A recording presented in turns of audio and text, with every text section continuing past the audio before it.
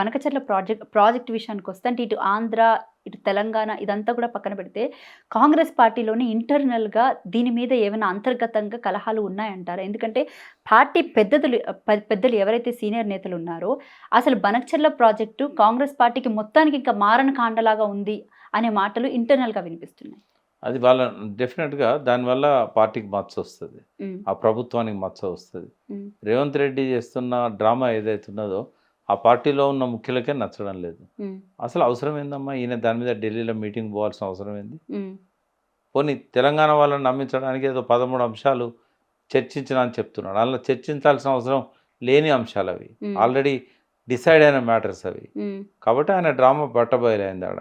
బయటకొచ్చి మేము దాని మీద మాట్లాడలేదన్నాడు. హ్మ్. అంతకంటే కొద్ది నిమిషాల ముందే ఆంధ్ర ఇరిగేషన్ మినిస్టర్ రామానాయుడు గారు, నిమ్మల రామానాయుడు. నిమ్మల రామానాయుడు గారు హ్మ్.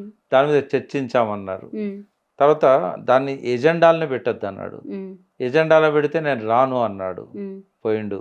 హ్మ్. అదే విషయం డిస్కస్ చేశాడు. హ్మ్. ఇన్ని చెప్పి మరి అది ఎజెండాలనే లేదా? కమిటీలు ఎందుకు పెట్టాలి? హ్మ్. కమిటీ ఎజెండాలు ఎందుకు పెట్టాలి? హ్మ్. ఇప్పుడు అది ఆ బంతి కేంద్రం కోర్టులో నుంచి ఆంధ్ర ప్రభుత్వ కోర్టులోకి పోయింది. హ్మ్.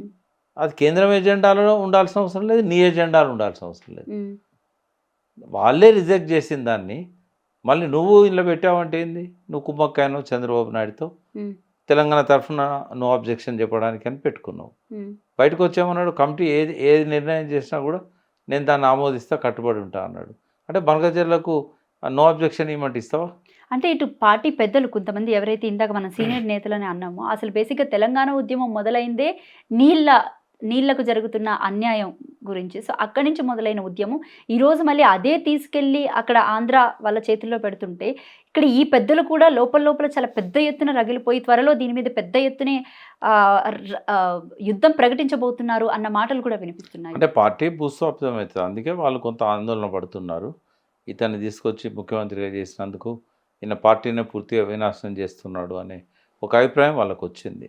కాబట్టి ఇయాల మీనాక్షి నటరాజన్ గారు పాదయాత్ర చేస్తున్నారు అంటే, ఇప్పుడు పార్టీలో పీసీసీ అధ్యక్షుడు గానీ, ముఖ్యమంత్రి గానీ, వాళ్ళిచ్చిన నివేదికలను యాజ్ ఇట్ ఈజ్‌గా తీసుకుంటారు. అవును. కానీ ఇక్కడ వాళ్ళు చెప్పిన దానికంటే, ఆ పార్టీలో అసమ్మతి గొంతు ఏదైతే చెప్తున్నదో, హ్మ్. దాన్ని నమ్ముతున్నారు పైనున్న వాళ్ళు. హ్మ్. అందుకే ఇక ప్రత్యక్షంగా తెలుసుకుందామని చెప్పి ఆమెను ఎంక్వైరీకి పంపుతున్నారు. ఇవాళ ఆమె పోయేదంతా ప్రజాభిప్రాయ సేకరణ, పార్టీ కార్యకర్తల అభిప్రాయ సేకరణ, ప్రత్యక్షంగా చూద్దామని పోతున్నారు. దేశ చరిత్రలనే ఏ పార్టీ ఇన్ఛార్జ్ కూడా నేరుగా పోయి పాదయాత్ర చేయలేదు ఇక్కడ. లేదు ఇది first time actually. First time ఏంది ఆ పార్టీ అంతర్గత వైరుధ్యాలను ఇది బయట పెడుతున్నది.